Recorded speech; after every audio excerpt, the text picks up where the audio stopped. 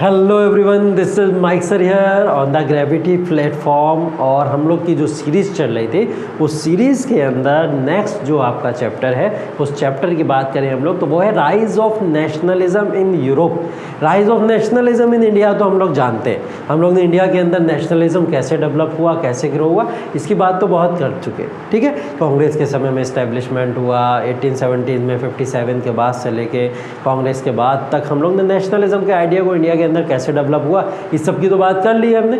लेकिन नेशनलिज्म का idea Europe के अंदर कैसे डेवलप हुआ इसके बारे में थोड़ी चर्चा आज हम लोग करने जा रहे हैं। ठीक है, तो what is nationalism? Again the nationalism is the feeling of oneness among the people living in a territory. तो नेशनलिज्म वो है कि जिसके अंदर जो एक टेरिटरी के अंदर या एक डोमेस्टिक टेरिटरी के अंदर कुछ लोग रह रहे हैं और फीलिंग ऑफ वननेस को डेवलप कर रहे हैं। Feeling of oneness for the growth of the country, उसी को क्या कहेंगे हम लोग? नेशनलिज्म को आइडिया हम लोग यहाँ पे डेवलप। अब ये नेशनलिज्म का आइडिया सबसे पहले यूरोपियन में ही आया था। ठीक है, जो यूरोपियन कंट्रीज हैं उन्हीं के अंदर ये नेशनलिज्म का आइडिया आया, क्योंकि अगर वहाँ नेशनलिज्म का आइडिया नहीं आता तो वहाँ बहुत बड़े बड़े जो रिवोल्यूशंस हम लोग ने देखे हैं, क्रांतियाँ देखी हैं, वो रिवोल्यूशन और क्रांतियाँ कैसे हो पाती। ठीक है, तो नेशनलिज्म का आइडिया जो डेवलप हुआ था एक्चुअली वो आइडिया 19th और 20th सेंचुरी के अंदर डेवलप हुआ। 19वीं और 20वीं शताब्दी के अंदर ये आइडियाज़ यहाँ पे डेवलप हुए। जैसे कई सारी स्टेट ने अपने आप को सेपरेट करने की कोशिश की, जैसे इटली और जर्मनी की अगर हम लोग बात करें, उन्होंने अपनी एक पावर बनाने की कोशिश करी। इटली का यूनिफिकेशन भी पढ़ेंगे, जर्मनी का यूनिफिकेशन भी पढ़ेंगे, लेकिन यूनिफिकेशन तो हुआ लेकिन इन्होंने सेपरेट पावर को गेन करने की भी कोशिश की। ठीक है, उसके साथ ही साथ में हमने ये भी देखा है ऑस्ट्रिया, हंगरी और टर्की के बारे में भी हम लोग देखेंगे कि किस तरीके से उन नेशंस ने अपने आप को बाइफरकेट किया या यूनाइट किया। तो इस आइडिया को नेशनलिज्म का जो आइडिया है वो नेशनलिज्म का आइडिया इसके अंदर कैसे डेवलप हुआ उसकी बात हम लोग यहाँ पे करने जा रहे हैं। ठीक है, तो नेशनलिज्म के आइडिया से थोड़ा सा आगे बढ़ते हैं कि नेशनलिज्म क्या है। बोला गया कि यूरोप के अंदर एक बहुत इंपॉर्टेंट फैक्टर रहा है नेशनलिज्म का आइडिया, जिसने पूरी दुनिया के अंदर इस आइडिया को डेवलप किया। ठीक है, तो नेशनलिज्म का आइडिया यूरोप से ही स्टार्ट होता है, यूरोप से ही इसकी बिलोंगिंगनेस है और यूरोप से ये तमाम एरियाज़ के अंदर सर्कुलेट होता है। यूरोप के अंदर भी जो नेशनलिज्म का आइडिया है वो नेशनलिज्म का आइडिया क्या था? वो नेशनलिज्म एंड इंपीरियलिज्म के आइडिया से रिलेट करता हुआ आइडिया था। ठीक है, अगर हम लोग एक तरफ नेशनलिज्म लिख दें और एक तरफ इंपीरियलिज्म लिख दें तो नेशनलिज्म और इंपीरियलिज्म में अगर कंपैरिजन किया जाए तो दोनों का मकसद क्या है या मतलब क्या है? तो नेशनलिज्म का मतलब ये है, जब मैंने बताया आपको कि आप अपनी कंट्री के लिए फीलिंग ऑफ वननेस को डेवलप करो और अपनी कंट्री की ग्रोथ के लिए काम करो, अपनी कंट्री के लिए काम करो, रिस्पेक्ट करो, वो नेशनलिज्म आपके अंदर होना चाहिए। इंपीरियलिज्म का आइडिया ये है कि इंपीरियलिज्म के अंदर नेशनलिज्म तो आपके अंदर है लेकिन यहाँ पे एक्सपेंशन ऐड हो जाता है। एक वर्ड एक्सपेंशन का मतलब होता है जब आप अपनी टेरिटरीज को क्या करना शुरू करो, एक्सपेंड करना शुरू कर दो। जैसे इसका एग्जाम्पल यूरोपियन कंट्रीज से जब हम लोग निकले तो यूरोपियन कंट्रीज ने सबसे पहले किसके ऊपर अटैक किया, किसको कंट्रोल करना शुरू किया? Balkan countries. कुछ बाल्कन कंट्रीज यूरोप और एशिया के मध्य में उस समय में हुआ करती थी, बीच में हुआ करती थी। खासकर ये वो कंट्रीज थी जो ऑटोमन एम्पायर के कंट्रोल में थी। तो ऑटोमन एम्पायर के कंट्रोल की कंट्रीज जो खास करके जो बाल्कन कंट्रीज थी उनके ऊपर अटैक करके उनको अपनी टेरिटरी में मिला लेना, ये यूरोपियन कंट्रीज ने किया। इसी को आइडिया ऑफ इंपीरियलिज्म के भी नाम से हम लोग जानते हैं। ठीक है, तो आइडिया ऑफ इंपीरियलिज्म कहाँ से डेवलप हुआ? वो यहीं से डेवलप हुआ। ठीक है, तो नेशनलिज्म और इंपीरियलिज्म को आई थिंक बहुत अच्छे से आप लोग समझ चुके होंगे। ठीक है, अब इससे आगे थोड़ा सा आगे बढ़ते हैं तो हमको यहाँ पे दिख रहा है नेशनलिज्म इन यूरोप कैसे डेवलप हुआ, किस तरीके से डेवलप हुआ और ये कैसे डे बाय डे चेंज होता गया और इसने यूरोप को एक न्यू यूरोप में कैसे कन्वर्ट कर दिया। उसके लिए बहुत सारे स्ट्रगल, बहुत सारे वॉर्स और बहुत सारे रिवॉल्यूशंस हम लोगों ने देखे हैं। ठीक है, उन रिवॉल्यूशंस में जो है अगर नेशनलिज्म ऑफ इंडिया यूरोप की अगर हम लोग बात करें तो उन नेशनलिज्म ऑफ यूरोप में हम लोग बात सबसे पहले करेंगे इटली के यूनिफिकेशन की। इटली का unification, what was the unification of Italy? मैंने बोला इटली जो था, इटली एक छोटा सा कंट्री था अपने आप में, जो कि कहीं ना कहीं डिवाइडेड कंट्री के फॉर्म में इधर उधर बिखरा पड़ा था। ठीक है, अब ये कंट्री जो था, यहाँ पे हम लोग अगर मैप के अंदर देखें तो मैप के अंदर हम लोग देख सकते हैं यहाँ पे ऑस्ट्रिया था, बिखरा पड़ा था, मतलब ये ऑस्ट्रिया का कंट्रोल था नदर्न इटली के ऊपर पूरी तरीके से। ऑस्ट्रेलिया ने इसको जीत लिया था, नदर्न इटली को, और नदर्न इटली के ऊपर ऑस्ट्रिया का कंट्रोल था। बची सदर्न इटली के ऊपर किसका कंट्रोल हो गया? स्पेन ने कंट्रोल करके रख लिया। यहाँ पे ये कंट्रोल किसका था? स्पेन का कंट्रोल था। ठीक है, अब kingdom of two Sicilies, kingdom of two Sicilies जो थे, ये वो पोर्शन है जिसके अंदर किंगडम ऑफ टू साइल्स हुआ करता था। ठीक है, और उन लोगों का किंगडम यहाँ पे हुआ करता था। साथ ही साथ में ये पोप जो थे वो इस रीजन के ऊपर कंट्रोल किया करते थे। सर्दिनिया और पैडमोंट, ये वाला रीजन भी कहीं ना कहीं थोड़ा बहुत इटली के कंट्रोल से बाहर। तो बचा क्या इटली के पास में? इटली जो था पूरी तरीके से तमाम इन ब्रांचेस के ऊपर फैला हुआ था, बिखरा हुआ था। तो हमने ये इसके अंदर देखा कि इटली का क्या था, जो यूनिफिकेशन था उसको करने की पहले कोशिश की जाएगी। जो इटली तमाम तरीके से बिखरा पड़ा है उसमें सबसे पहले हम लोग उसका यूनिफिकेशन करें। तो कैसे करें? इन सारे बाउंड्रीज़ को आपस में मिला दिया जाएगा तो इसका यूनिफिकेशन हो जाएगा। लेकिन क्या मिलाना इतना आसान था? इतना आसान नहीं था। इन मिलाने के लिए हम लोग कुछ कैरेक्टर्स यहाँ पे पढ़ने वाले हैं। जैसे पहले कैरेक्टर है किंग विक्टर इमैनुअल सेकंड। ये यहाँ पे किंग थे, king Victor Emmanuel second. Architect बोला जाता है गिसेप मैज़नी को। ठीक है, गिसेप मैज़नी कौन थे? इसके आर्किटेक्ट थे जिन्होंने ये आइडिया लगाया, सोच लगाई, दिमाग लगाया, क्लेवरनेस लगाई कि इटली का यूनिफिकेशन कैसे कराया जाए। और किंग कौन था उनके समय में? इमैनुअल सेकंड थे। और किंग के जो चीफ मिनिस्टर थे, ठीक है, चीफ मिनिस्टर का क्या नाम था? Count caviar. Count caviar chief minister थे। तो इन तीनों के सोचे समझी विचारधारा के थ्रू और इन तीनों के सोचने के थ्रू क्वेश्चन आपसे ऐसे पूछता है, who were the main characters in the Italy unification and where were the territories of Italy divided. तो इटली की जो टेरिटरी डिवाइडेड थी उनकी तो हम लोग ने यहाँ बात कर ली, लेकिन उसमें मेन कैरेक्टर कौन प्ले कर रहा था उसकी यूनिफिकेशन का? इमैनुअल सेकेंड, गिसेप मैज़नी और काउंट कैवियर। ये लोग जो थे इसके इंपॉर्टेंट प्लेयर थे। मैज़नी तो क्या कर रहा था? एक सीक्रेट सोसाइटी की यहाँ पे फॉर्मेशन कर दी थी। ठीक है, मैज़नी क्या करते हैं? सीक्रेट सोसाइटी की फॉर्मेशन करते हैं। सीक्रेट सोसाइटी किस तरीके की सोसाइटी होती थी? वो एक तरीके से थोड़ा बहुत लिबरलिज्म की तरफ या उन सारी चीज़ों को फॉलो करने की कोशिश करती थी। तो इस तरीके की कंट्री हुआ करती थी। ठीक है, ये काउंट कैवियर ने क्या योगदान दिया अपना? ये गए फ्रांस में और इन्होंने बोला कि भाई अपना अपना जिसका कंट्रोल है वो कंट्रोल हटाओ और यहाँ से ऑस्ट्रिया को हटाओ, ठीक है, इटली के अंदर से, और ये वापस से इटली को मिलना चाहिए। ठीक है, इन्होंने वहाँ पे जाके अपनी बात रखी और वहाँ पे जाके सपोर्ट लेने की कोशिश करी कि भाई ऑस्ट्रिया ने जो कंट्रोल करके रखा है नदर्न इटली के ऊपर उसको हटाए और इटली को वापस दे दिया जाए। ठीक, तो नॉर्थ इटली के लेके एक वॉर होता है, समर्थन इनको मिल जाता है, फ्रांस इटली के साथ में आ जाता है। फ्रांस से ये हेल्प लेने गए थे क्योंकि ये फ्रांस की हेल्प लेके आते हैं। फ्रांस इटली के पास, फ्रांस और इटली दोनों मिलके पावर लड़ रही है किसके अगेंस्ट में? ऑस्ट्रिया के अगेंस्ट में। तो सबसे पहला तो स्ट्रगल यहीं से शुरू हो जाता है इटली के यूनिफिकेशन से।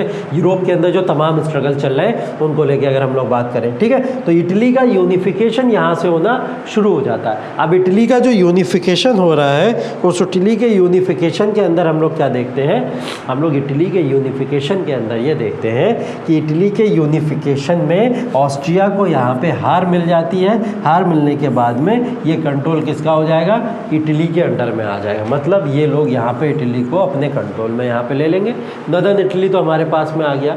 सदर्न इटली की बात करें अगर हम लोग, तो सदर्न इटली जो था इन्होंने गियुसेप और गैरिबेल्डी के अंडर में एक वॉर लड़ा जो कि स्पेन में था। ये भी बहुत बड़े योद्धा थे कहीं ना कहीं इसके, ठीक है, और ये स्पेन के वॉर में अगेंस्ट में कहीं ना कहीं बहुत कारगर साबित हुआ और सदर्न इटली को भी यहाँ से क्या करा गया? कंट्रोल में अपने ले लिया गया। तो नदर्न इटली सदर्न इटली दोनों कंट्रोल में हो गए।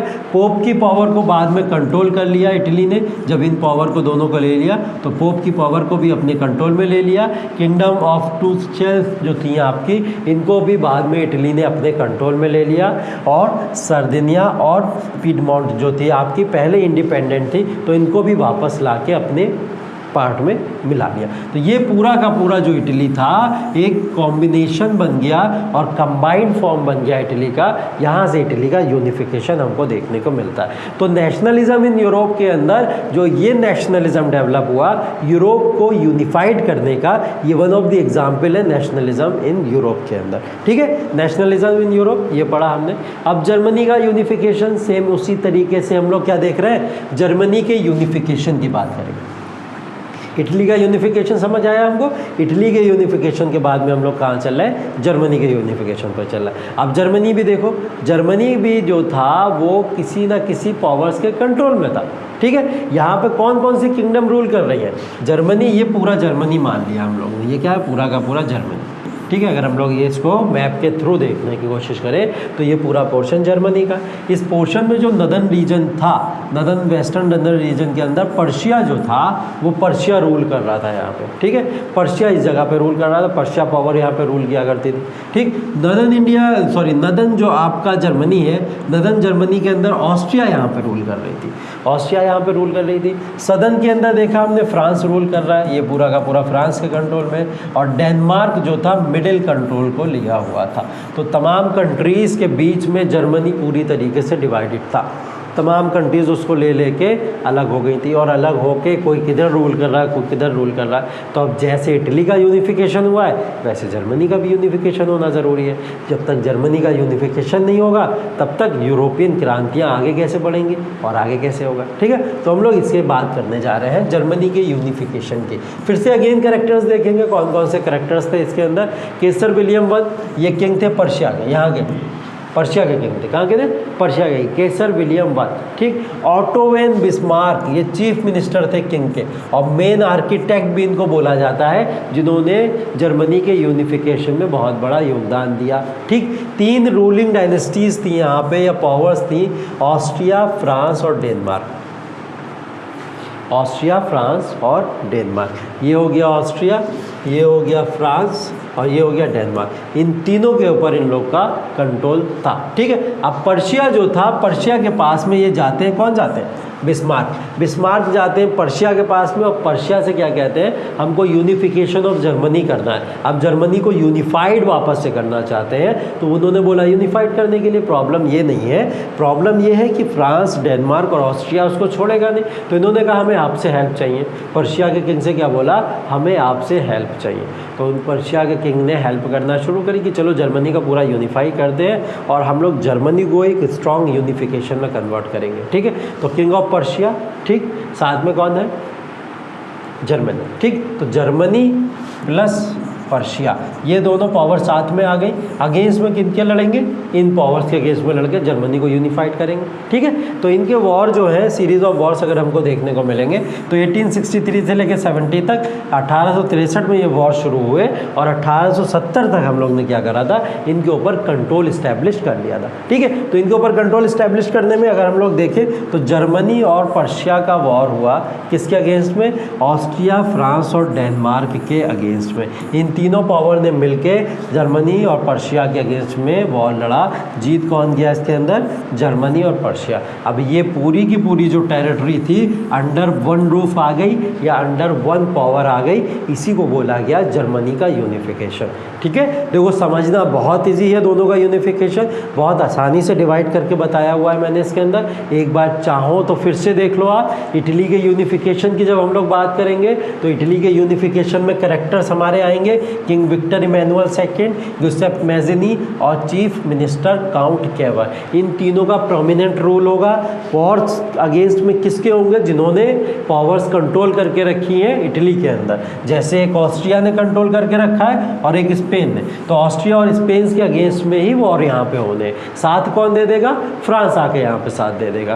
फ्रांस इटली का साथ दे देगा तो हम लोग ऑस्ट्रिया जीत जाएंगे। ठीक है, और यहाँ पे क्या होगा, इटली जो है, ये जो पर्सन थे, ठीक है, गिसेप गारिबल्डी, ठीक है, जब गारिबल्डी के अंडर में क्या हुआ, स्पेन को भी जीत लिया गया। तो इस तरीके से क्रोनोलॉजी है, इसको याद रखने की ज़रूरत है। सेम थिंग यहीं पे जर्मनी की यूनिफिकेशन के अंदर, यहाँ फिर से हमको पहले लैंड रीजन देखने हैं। ये तो पर्शिया है जो कि पूरी तरीके से जर्मनी का समर्थन कर रही है, साथ में ऑस्ट्रिया, डेनमार्क और फ्रांस, ये तीनों पावर एक साथ मिलके किसके अगेंस्ट में लड़ती हैं, पर्शिया और जर्मनी के। जीत कौन जाता है, पर्शिया जर्मनी, और ये पूरा का पूरा यूनिफाइड क्या बन जाता है, जर्मनी। ठीक है, जर्मनी का यूनिफिकेशन यहाँ से हो जाता है। मेन कैरेक्टर फिर से हम लोग देखें कौन है, केसर विलियम वन जो कि किंग थे पर्शिया के, ऑटो वन बिस्मार्क जो कि चीफ मिनिस्टर थे किंग के। ठीक है, या मेन आर्किटेक्ट भी हम लोग इनको कह सकते हैं। ठीक है, नेक्स्ट देखते हैं। ये सब तो हमको पता है और इस सब के बारे में हम लोग को जो है एक बार फिर से रिवाइज कर लेना है। अब टाइमलाइन एक बार देख लेते हैं। ठीक है, टाइमलाइन के अंदर ये इंपॉर्टेंट फैक्ट है आपके लिए कि किस समय में, कौन से ईयर में, कहाँ कहाँ कौन कौन सी चीज़ें हो रही हैं। एक बार अगर इसका रिफ्लेक्शन आपके माइंड के अंदर आ गया तो आप लोग बहुत आसानी से इस चीज़ को समझ सकते हो। ठीक है, अब वन शॉट के अंदर हम लोग सिर्फ और सिर्फ इसका क्या कर सकते हैं, एक ओवरव्यू ले सकते हैं, टाइमलाइन ले सकते हैं, उसको बहुत डिटेल में डिस्कशन भी नहीं कर सकते। जो बहुत इंपॉर्टेंट चीज़ें आपके एग्जाम पॉइंट ऑफ व्यू से इस वीडियो के अंदर, वो सारी की सारी चीज़ों को हम लोग यहाँ कवर कर लेंगे। कुछ भी मिस नहीं होने वाला है आपका एग्ज़ाम पॉइंट ऑफ व्यू से, एग्ज़ाम के पर्सपेक्टिव से हम लोग इन वीडियोस को बना रहे हैं और ये वीडियोस आपके लिए बहुत ही हेल्पफुल होंगे। हर एक पॉइंट आपको एग्जामिनेशन पॉइंट ऑफ व्यू से रिलेटेड यहीं से मिलेगा। ठीक है, 1804 के अंदर आते हैं तो 1804 के अंदर सर्बियन रिवॉल्यूशन होता है। ठीक है, फैक्ट देखेंगे, डेट देखेंगे, डेट के साथ में फैक्ट को मिलाते हुए चलेंगे जल्दी जल्दी से। 1815 के अंदर Congress of vena, the Congress of vena का फॉर्मेशन 1815 यहाँ पे होता है। 1821 से लेकर 29 तक Greeks declaration of national independence, Greek declare कर देता है नेशनल इंडिपेंडेंस को अपने। ठीक है, इंडिपेंडेंट ग्रीक अपने आप को यहाँ पे डिक्लेयर कर देता है। 1830 से 31 तक बेल्जियन रिवॉल्यूशन, यहाँ पे क्या होता है, बेल्जियन रिवॉल्यूशन हो जाता है 1831 के अंदर। ठीक है, तो 1831 के अंदर हम लोग बेल्जियन रिवॉल्यूशन भी देखते हैं। ठीक है, इसके बाद में हमारे पास में 30 से 31 यहाँ पे क्या, revolution in Poland and Lithuania, Lithuania और पोलैंड के अंदर रिवॉल्यूशन हो जाता है, जिस रिवॉल्यूशन की वजह से यूरोप फिर एक नए और डायरेक्शन में चला जाता है। ठीक है, इसके बाद में 1846 जब हम लोग देखें uprising in greater Poland, greater Poland के अंदर क्या होता है, जो पोलैंड के अंदर रिवॉल्यूशन हुआ था, पोलैंड ग्रेटर पोलैंड बन गया था। उसके बाद में ग्रेटर पोलैंड के अंदर क्या होता है, फिर बाद में एक अपराइजिंग होती है। वो अपराइजिंग क्या होती है, डेमोक्रेटिक कंट्री को इस्टेब्लिश करने की बात होती है। 1848 nationalist revolts in Hungary, Italy and Germany, Hungary, Italy और जर्मनी के अंदर नेशनलिस्ट रिवॉल्ट होना यहाँ पे शुरू हो जाते हैं।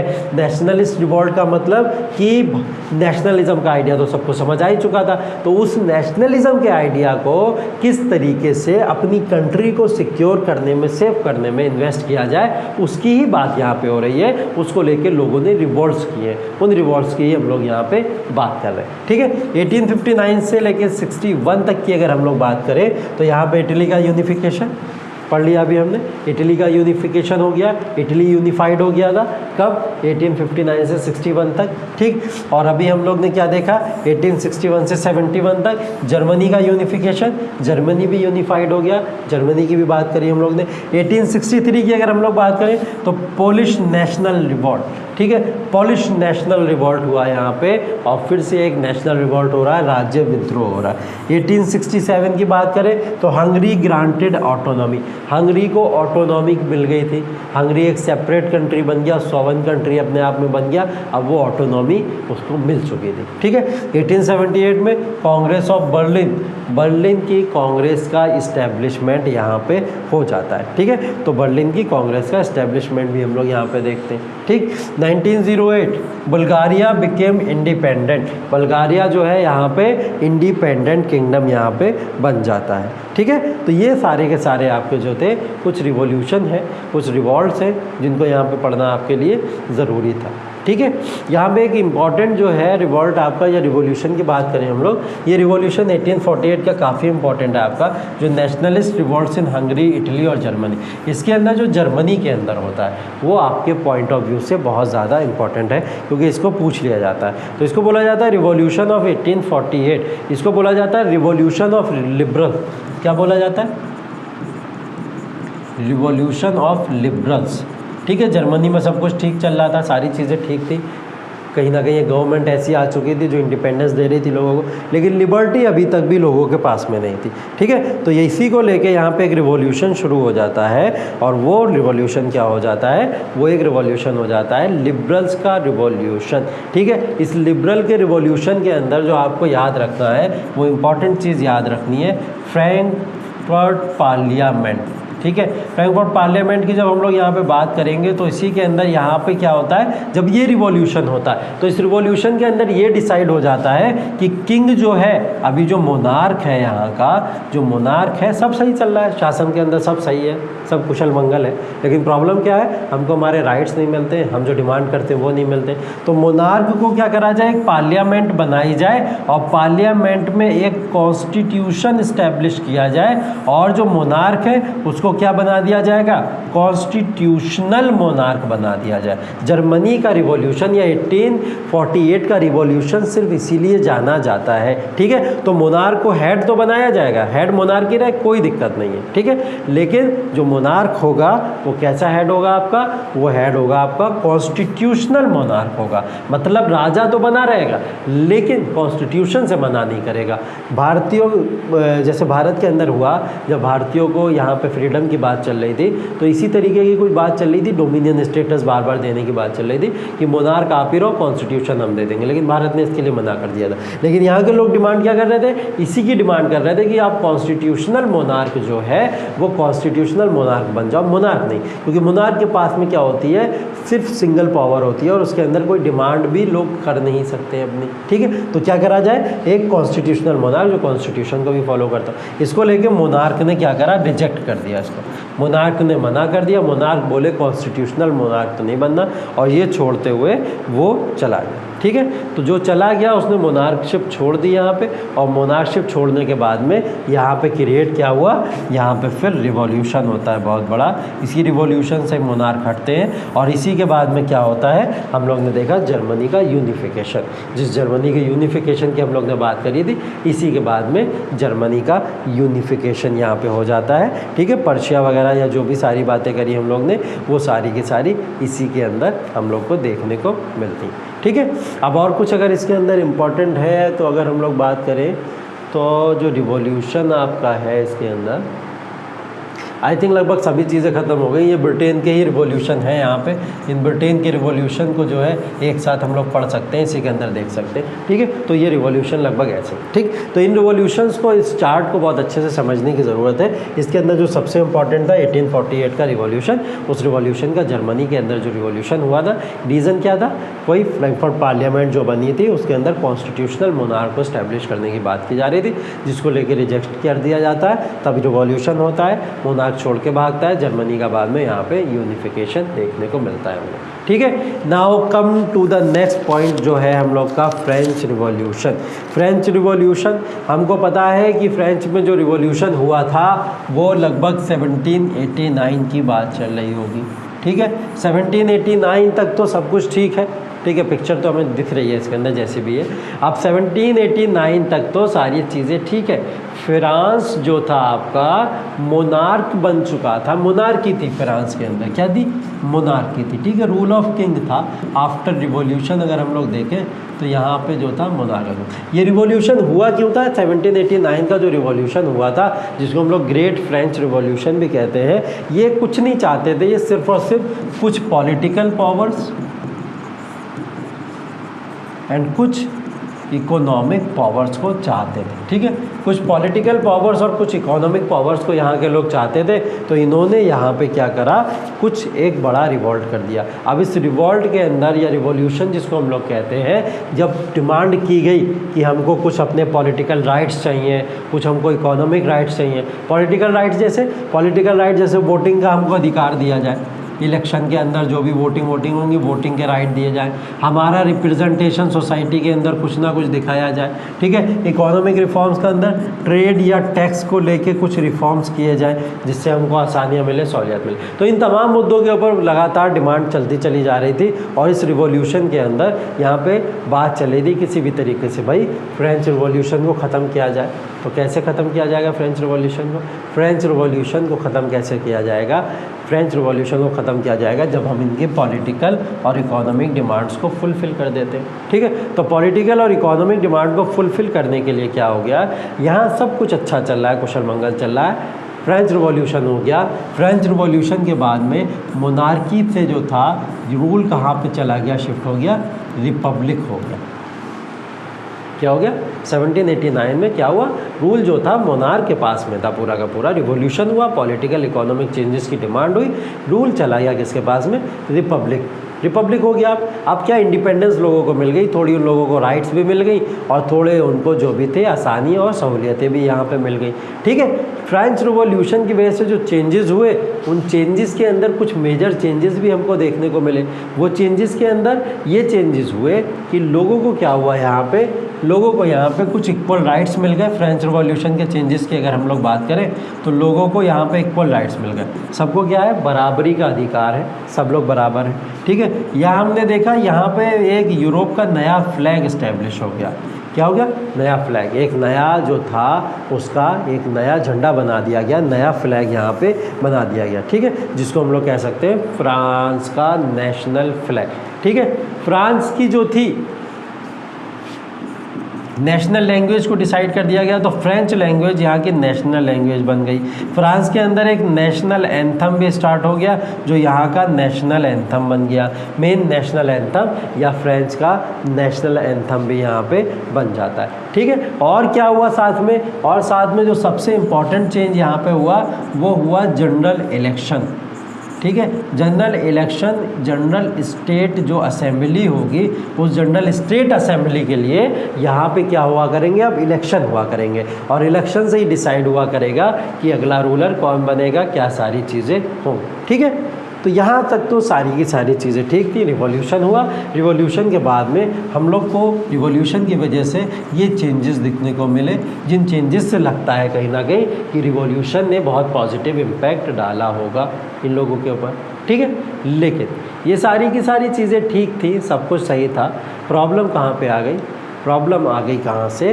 प्रॉब्लम आ गई जब यहाँ पे एंट्री होती है किसकी, नेपोलियन बोनापार्ट। नेपोलियन बोनापार्ट जब यहाँ पे आके किंग बनता है और जब यहाँ का एम्परर बनता है, ठीक है, तो वो क्या करता है यहाँ पे 1804 के अंदर यहाँ पे आके जैसे वो अपना किंग बनता है, एम्परर बनता है, तो पावर को कंट्रोल में लाने के लिए यहाँ पे वो एक अनाउंस कर देता है सिविल कोड 1804। क्या अनाउंस कर देता है? Civil code 1804। जब सिविल कोड 1804 का अनाउंसमेंट हो जाता है तो इसके अंदर कई सारी चीज़ें हुई। सिविल कोड 1804, इसके अंदर कुछ गुड्स भी हुए और कुछ बैड्स भी हुए, ठीक है, कुछ गुड्स भी हुए, कुछ बैड्स भी हुए। बहुत सारी अच्छी चीज़ें हुई, बहुत सारी बुरी चीज़ें भी हुई। अच्छी चीज़ें इसके अंदर ये हुई जैसा कि हमने देखा कि जो थी आपकी फ्यूडल सिस्टम जो हुआ करता था, ठीक है, फ्यूडल सिस्टम जो एक हायरार्की होती थी, किंग के बाद में बड़े बड़े लोग जो हायरार्की में आते थे, किंग के बाद में बिजनेसमैन के बाद में ट्रेडर्स वगैरह इस तरीके के आते थे। तो इसने सबसे पहले क्या करा, एबॉलिश कर दिया फ्यूडल सिस्टम को। बोले कोई फ्यूडल सिस्टम नहीं है, इक्वल राइट सभी को मिलनी चाहिए, ठीक। फ्यूडल सिस्टम को एबॉलिश कर दिया, बहुत अच्छी बात है, बहुत अच्छा काम किया, ठीक है। इसने बोला कि जो भी आएगा लॉ के सामने उसको हर किसी को इक्वल अधिकार, इक्वल राइट्स मिलेंगे। तो बोला इक्वलिटी ऑफ लॉ या इक्वलिटी जिसको हम लोग कहते हैं before law, equality before law को भी यहाँ पे क्या कर दिया गया, अनाउंस कर दिया गया, ठीक है। बोले कि किसी को जन्म के बेसिस पे या कौन कहाँ पे बर्थ लिया है इसके आधार पर किसी को भी प्रिविलेज नहीं मिलना चाहिए, ठीक है। तो इसने बोल दिया no privileged on the basis of birth, birth के बेसिस पे या जन्म के आधार पर किसी को कोई भी प्रिविलेजेस नहीं मिलने चाहिए। सही है, यहाँ तक तो सब बहुत अच्छा चल रहा है, लेकिन कुछ गलतियाँ भी कर दी थी इसने, ठीक है। तो वो गलतियाँ क्या करी थी, इसने सबसे पहली तो चीज़ सेंसरशिप लगा दी। सेंसरशिप, लोगों के राइट यहीं से थोड़े बहुत एक्सप्लॉइट होना शुरू हो गए। दूसरी चीज़, इसने no voting right for women, women को किसी भी तरीके का कोई भी वोटिंग राइट या अधिकार नहीं दिया जाएगा। तीसरी चीज़, आर्मी के अंदर लोगों का ज़बरदस्ती इसने क्या करा, भर्ती करवाई। तो ज़बरदस्ती आर्मी के अंदर भर्ती कराना भी इसके लिए क्या हुआ, एक डिसएडवांटेज क्रिएट कर देता है। ठीक है, अब इतने सारे जब प्रॉब्लम हुए तो इतने सारे प्रॉब्लम होने के बाद में क्या होगा, नो डाउट लोग किसके अगेंस्ट में आ जाएंगे, नेपोलियन बोनापार्ट के। ठीक है, और फिर से एक रिवॉल्यूशन होगा, रिवोल्ट होगा, जिसकी वजह से यहाँ पे फिर से फ्रेंच रिवॉल्यूशन एक नया क्रिएट होगा और उसमें तब तक ये रिवॉल्यूशन चलता रहा और इसमें बहुत सारे चेंजेस भी हुए। ठीक है, तो ये जो बात कर रहे हैं हम लोग बार बार रिवॉल्यूशंस वगैरह की बात कर रहे हैं, अभी आते हैं जर्मन रिवॉल्यूशन की भी बात करेंगे। तो इन रिवॉल्यूशन की अगर हम लोग बात कर रहे हैं तो इन रिवॉल्यूशन के अंदर ये जो यूरोप के अंदर चल रहा है इस समय में, तो ये यूरोप के अंदर चलने के पीछे ये सब रीज़न क्या है, क्यों ऐसी स्टेजेस क्रिएट हो रही हैं कि तमाम लोग जो हैं अपने आप को एक्सप्लॉइटेड फील कर रहे हैं, रिवॉल्यूशन कर दे रहे हैं, क्यों ऐसा हो रहा है। ठीक है, ऐसा होने के पीछे हमको यूरोप की सोसाइटी को थोड़ा सा समझना पड़ेगा, यूरोप की सोसाइटी को समझना पड़ेगा। बोला गया कि यूरोप की सोसाइटी रिवॉल्यूशन से या रिवॉल्ट से पहले पहले कैसी रहती थी, दो तरीके की सोसाइटी होती थी। एक होते थे एरिस्टोक्रेट, एरिस्टोक्रेट कौन होते थे, किंग, रूलर्स वगैरह, ये जो सारे के सारे लोग होते थे ये सब एरिस्टोक्रेट्स हुआ करते थे, बड़े बड़े शासक राजा जो भी हुआ करते थे। दूसरा होता था पीजेंट्री क्लास, पीजेंट्री क्लास जो खेती किसानी या ये सब कर करा के इन लोगों का भरण पोषण किया करते थे या अपना भरण पोषण करते थे, ये सारे के सारे लोग हुआ करते थे। लेकिन यही ही एक्सप्लॉयटेशन क्रिएट करते थे किसके प्रति, पीजेंट्री क्लास। तो ये लगातार एक्सप्लॉयटेशन करते थे और इन लोगों का एक्सप्लॉयटेशन होता था। तो यूरोप के अंदर रिवॉल्यूशन होना शुरू हो गया, रिवॉल्यूशन एक्सप्लॉयटेशन के अगेंस्ट में होना शुरू हो गया। तो यहाँ से जब रिवॉल्यूशन होना शुरू हो गया तो यहाँ से किसको अपलिफ्टमेंट मिला, मिडिल क्लास। बोले कि मिडिल क्लास का उदय कहाँ से हुआ, मिडिल क्लास का उदय यहीं से हुआ। एक नया क्लास बना मिडिल क्लास, जिसने डिमांड क्या की यूरोप के अंदर, उसने डिमांड की लिबरलिज्म की। बोले कि लिबरल होना चाहिए सोसाइटी और सोसाइटी में नेशनल यूनिटी होना चाहिए। क्या होनी चाहिए, नेशनल यूनिटी होना चाहिए। तो लिबरलिज्म और नेशनल यूनिटी की डिमांड इन्होंने यहाँ पे करना शुरू कर दी। ठीक है, अब लिबरलिज्म या नेशनल यूनिटी कैसे आएगी, जब हमको फ्रीडम मिलेगी। क्या होगा, हमको फ्रीडम मिले। कैसी फ्रीडम मिले, जिसकी अभी हम लोग बात कर चुके हैं, पॉलिटिकल फ्रीडम मिल जाए या इकोनॉमिक फ्रीडम मिल जाए। ठीक है, तो देखो ये जो रिवॉल्यूशन हुआ, अभी मैंने आपको जो फ्रेंच रिवॉल्यूशन समझाया और अभी जो जर्मन रिवॉल्यूशन की भी बात करने जा रहे हैं हम लोग, तो फ्रेंच रिवॉल्यूशन हो चाहे वो जर्मन रिवॉल्यूशन हो, दोनों ही रिवॉल्यूशन के पीछे जो रीज़न था, वो रीज़न क्या था, वो रीज़न यही था कि यहाँ पे यूरोपियन सोसाइटी जो थी एक कहीं ना कहीं कह सकते हैं हम लोग एक्सप्लॉयटेशन से गुजर रहे थे। एरिस्टोक्रेट जो बड़ा ग्रुप था वो कहीं ना कहीं किंग रूलर्स का ग्रुप हुआ करता था, वो लोगों का लगातार शोषण किया करता था। ठीक है, और पीजेंट्री क्लास का शोषण होता था। इसके बदले में क्या करना पड़ा, इसके बदले में इन सब एक्सप्लॉयटेशन से बचने के लिए एक मिडिल क्लास का यहाँ पे जन्म होता है। मिडिल क्लास जो एक न्यू क्लास के फॉर्म में यहाँ पे बर्थ लेता है, उसकी डिमांड क्या होती है, उसकी डिमांड होती है लिबरलिज्म एंड नेशनल यूनिटी को प्रमोट करना। लिबरल चाहिए हमको, लिबरल एक तरीके से लिबर्टी चाहिए, फ्रीडम चाहिए, और वो फ्रीडम किस तरीके की हो, पॉलिटिकल और इकोनॉमिक टाइप की फ्रीडम्स हमारे पास में होनी चाहिए। ठीक है, तो इस तरीके से हम लोग यहाँ पे देखते हैं। ठीक है, फ्रेंच रिवॉल्यूशन के अंदर अगर हम लोग बात करें तो यहाँ पे एक आपके सिलेबस में एक टॉपिक और है, बैटल ऑफ वाटरलू।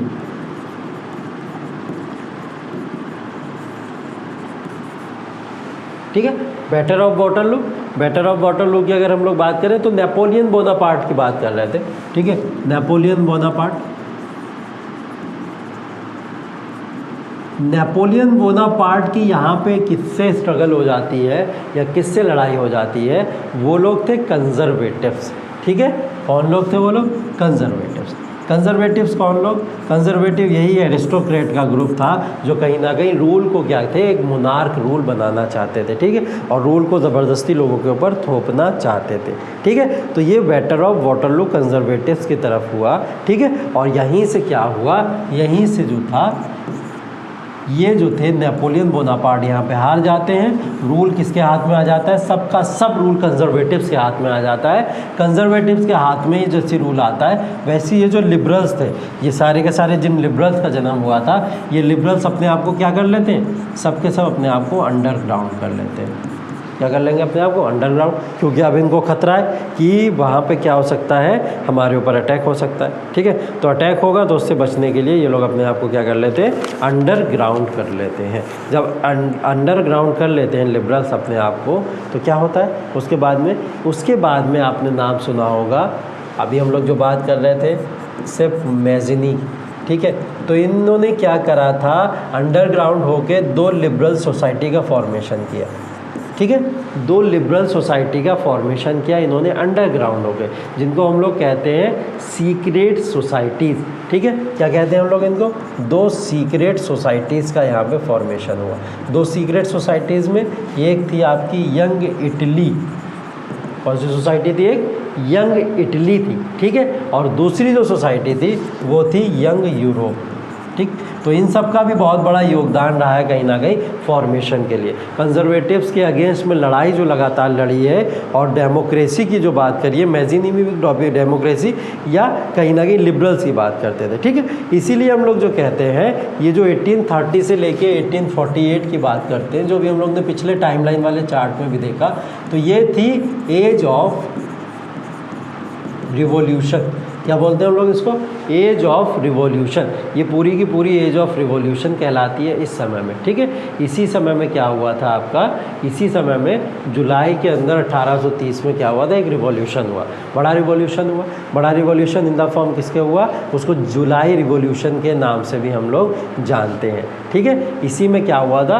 कंजर्वेटिव्स जो थे, कंजर्वेटिव को टूटना पड़ गया था। जो कंजर्वेटिव अभी तक बहुत ज़्यादा पावरफुल है, उनको टूटना पड़ गया था। टूटना कैसे पड़ गया? टूटना ऐसा पड़ गया कि उनको कॉन्स्टिट्यूशनल मोनार्की को एक्सेप्ट करना पड़ गया। अभी तक ये कंजर्वेटिव एक्सेप्ट नहीं कर रहे थे ना, तो अब इनको क्या करना पड़ा?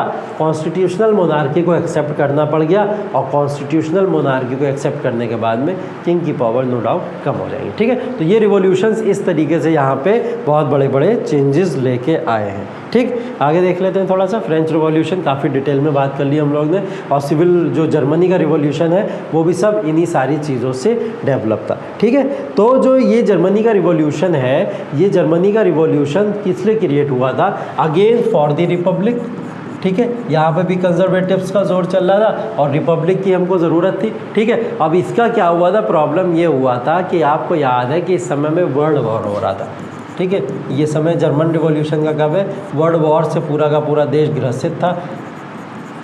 पूरे यूरोप में वॉर की जैसी सिचुएशन थी। 1914 से लेकर 1918 तक का समय हम सबको याद है, ये वर्ल्ड वॉर का समय चल रहा था। ठीक है, जिसके अंदर क्या हुआ था? इस वर्ल्ड वॉर के बाद में जर्मनी की जो पावर थी, वो जर्मनी जो था वो कहीं ना कहीं वो इम्पीरियल गवर्नमेंट, ऐसा रिपब्लिक यहाँ पे क्रिएट हो जाता।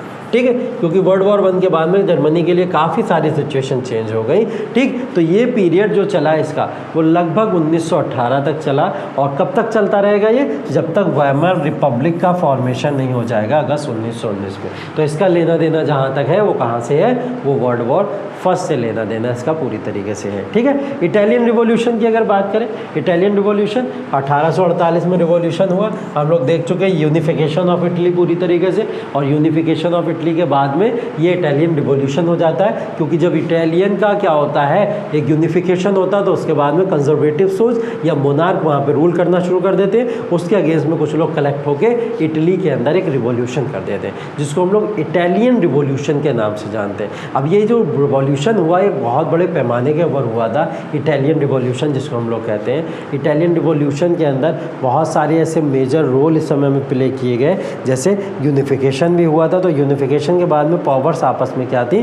टूट जाया करती थी। ठीक है, तो टूट जाने के बाद में हमने देखा था, तो इस तरीके से ये क्या हुआ था यहाँ पे। तो ग्रीक क्या हुआ था इटालियन रिवॉल्यूशन के अंदर? हम लोग अगर देखें तो अगर आपको याद होगा तो थोड़ी सी बात पीछे की करें अगर हम लोग, 1832 में यहाँ पे एक ट्रीटी हुई थी, ट्रीटी ऑफ कॉन्स्टेंटिनोपल।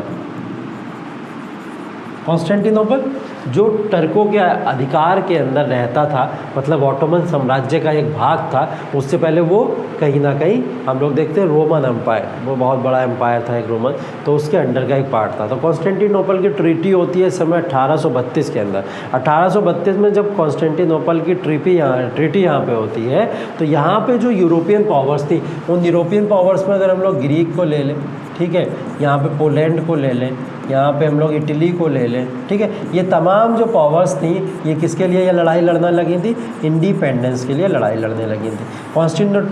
कॉन्स्टेंटिनोपल की जो ट्रीटी थी, कॉन्स्टेंटिनोपल की जो ट्रीटी थी, उसने कहीं ना कहीं लोगों को ये अधिकार दिया था कि यहाँ पे फ्रीडम या रिवोल्यूशनरी जो आइडियाज़ हैं उसको प्रमोट कर सकते हैं मतलब उस बिना उसके प्रमोशन की आज़ादी कैसे मिलेगी? तो वो आज़ादी मिलना ज़रूरी थी। तो उस आज़ादी मिलने के लिए इन्होंने यहाँ पे रिवोल्ट किया। ट्रीटी ऑफ कॉन्स्टेंटिनोपल ने जो इनका बहुत योगदान दिया था इसके अंदर, तो ट्रीटी ऑफ कॉन्स्टेंटिनोपल के बाद में यहाँ पे क्या हुआ, धीरे धीरे करके रिवॉल्यूशन हुआ, रिवॉल्ट हुआ, ठीक है। अब जो भी रिवॉल्ट या नेशनलिज्म का आइडिया जिसकी हम लोग बात कर रहे हैं, बड़े बड़े रिवॉल्यूशन हो रहे हैं, वो रिवॉल्यूशन किसके बेसिस पे हो रहे हैं, ठीक है, कैसे हो रहे हैं वो रिवॉल्यूशन वगैरह, उसकी बात थोड़ी सी करेंगे। ये सब हमने बात कर ली। ट्रीटी ऑफ कॉन्स्टेंटिनोपल, रोम वगैरह की बात करी हमने, रोमन वगैरह जो थे, ऑटोमन के साथ में कॉन्स्टेंटिनोपल की ट्रीटी हुई थी। हमने गिउसेप मैज़िनी के बारे में भी पढ़ लिया, गिउसेप मैज़िनी ने किस तरीके से इंस्पायर किया था, ठीक है, इन सारी चीज़ों को लेके, ठीक है। तो ये कई सारे आइडियाज़, बिलीफ और वर्क यहाँ पे काम करते हैं। अब दी एंड होने से पहले हम लोग क्या कर लें, ये बात समझ लें कि ये सारा का सारा जो प्रोसेस हो रहा है वो हो क्यों रहा है? वो हो रहा है नेशनलिज्म को प्रमोट करने के लिए। यही तो बात की थी हम लोग ने जब चैप्टर को शुरू किया था। तो नेशनलिज्म के आइडिया को प्रमोट करने के लिए ही तो यही सब हो रहा था। तो नेशनलिज्म का जो आइडिया है उसको प्रमोट कैसे किया जाएगा? उसको प्रमोट किया जाता है क्यों? अपने कल्चर को बचाने के लिए। कल्चर लोगों का खो जाएगा। नेशनलिज्म का आइडिया या लोग अगर अपने राष्ट्रवाद को बचाते हैं तो वो किस लिए बचाते हैं? अपने कल्चर को बचाने के लिए बचाते हैं, ठीक है। जो कल्चर होता है आपका, वही कल्चर आपके नेशनलिज्म डेवलपमेंट को शो करता है, ठीक है। नेशनलिज्म डेवलपमेंट को शो करता है। कल्चर आपका क्या हो सकता है? कल्चर आपका क्या हो सकता है? कल्चर आपकी लैंग्वेज हो सकती है, ठीक है, कल्चर आपकी लैंग्वेज हो सकती है, कल्चर आपकी ड्रेस हो सकती है, ठीक, कल्चर आपकी लैंग्वेज हो सकती है, कल्चर आपकी ड्रेस हो सकती है, कल्चर आपका डांस फॉर्म हो सकता है, कल्चर आपका म्यूज़िक फॉर्म हो सकता है, ठीक है। कल्चर आपकी बहुत तरीके की ऐसी चीज़ें हो सकती हैं जिनको हम लोग, रीजन भी आपका एक तरीके से कल्चर होता है जिसके अंदर कई सारे लोग रहते हैं। तो इस कल्चर को बचाने की ही तो बात हो रही है पूरे के पूरे नेशनलिज्म के अंदर। तो जब इस कल्चर को हम लोग प्रमोट करते हैं नेशनलिज्म के अंदर, इसको एक वर्ड दिया जाता है। क्या वर्ड दिया जाता है? रोमांटिसिज्म। क्या वर्ड दिया जाता है? Romanticism. The love for your country. अपनी कंट्री के प्रति, अपने देश के प्रति आपका लव क्या है, आपकी फीलिंग्स कैसी हैं, आपका इमोशंस कैसा है, उस कल्चर के अंदर कौन कौन सी चीज़ों को प्रोटेक्ट करने की बात हो रही है, इसी को क्या कहा जाता है? इसी को बोला जाता है रोमांटिसिज्म की फीलिंग। तो यहाँ तक हम लोगों ने जिन सारे टॉपिक्स के ऊपर बात करी, उसके अंदर हम लोग ने देख लिया क्या क्या आपके सिलेबस के जो मेजर ऑफ द पोर्शन थे, चाहे वो इटालियन रिवॉल्यूशन हो, चाहे वो जर्मन रिवॉल्यूशन हो, चाहे वो फ्रेंच रिवॉल्यूशन हो, चाहे वो रीयूनिफिकेशन या यूनिफिकेशन ऑफ जर्मनी हो या यूनिफिकेशन ऑफ इटली हो, इन तमाम टॉपिक्स के ऊपर हम लोग ने यहाँ पे बात कर ली। अब इन यूनिफिकेशंस और तमाम चीज़ों को, अब ये आपकी रिस्पॉन्सिबिलिटीज़ है, इसको बहुत अच्छे से और बहुत प्यार से रिवाइज़ कीजिएगा। रिवाइज़ करने के बाद में इन सारे के सारे डाउट्स को पढ़िएगा प्रॉपर वे में, एक बार चैप्टर में विजिट कीजिएगा। अदरवाइज़ ये वीडियो आपके सारे के सारे डाउट्स क्लियर कर देगी। So thank you so much, see you in the next class.